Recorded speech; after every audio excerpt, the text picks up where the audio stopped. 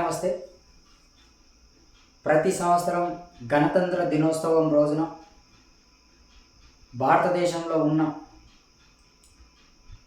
ఒక సినీ రంగాలలో కావచ్చు, ఉద్యమకారులు కావచ్చు, అలాగే వయసులో పెద్దలు కావచ్చు, ఒక విద్యాపరంగా అంటే ఇలా రకాలుగా వాళ్ళు చేసిన పనిని గుర్తించి వాళ్లకు గణతంత్ర దినోత్సవం రోజున వాళ్ళ పేర్లను అంటే పద్మవిభూషణ్, పద్మశ్రీ అవార్డ్స్ను ఇవ్వడానికి వాళ్ళ పేర్లను భారత ప్రభుత్వం ప్రకటించడం జరుగుతుంది.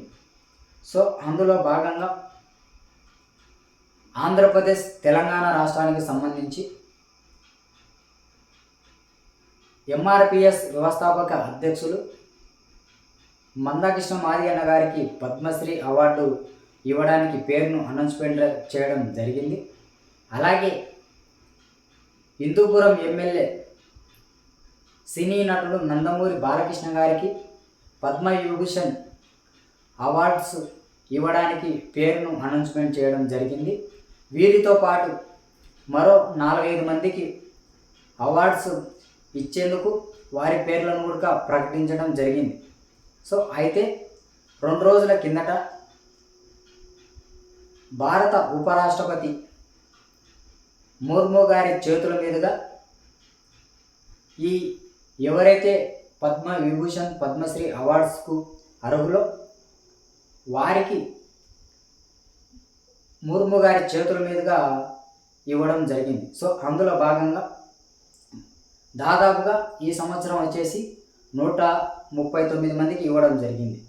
సో 139 మందికి ఒకటే పారి ఇవ్వలేకపోవడంతో మొదటి విడతలో 71 మందికి, రెండో విడతలో 68 మందికి, సో ఇప్పుడు మొదటి విడతలో 71 మందిలో హిందూపురం ఎమ్మెల్యే నందమూరి బాలకృష్ణ గారికి ఇవ్వడం జరిగింది పద్మవిభూషణ్ అవార్డు భారత ఉపరాష్ట్రపతి ముర్ము గారి చేతుల మీదుగా.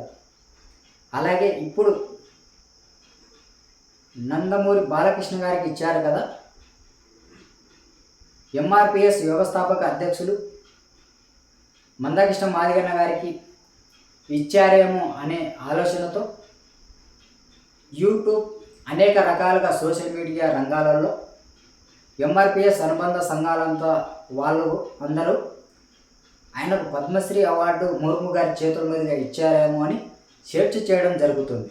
సో నేను మీకు అందరికీ తెలియజేయడం ఏమనగా, మందాకృష్ణ మాదిగన్న గారికి పద్మశ్రీ అవార్డు ఆయనకు ఇప్పుడైతే ఇవ్వలేదు.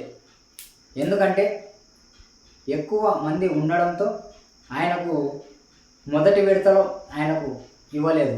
సో రెండో విడత ఒక వారం 10 రోజుల్లోగా మళ్ళీ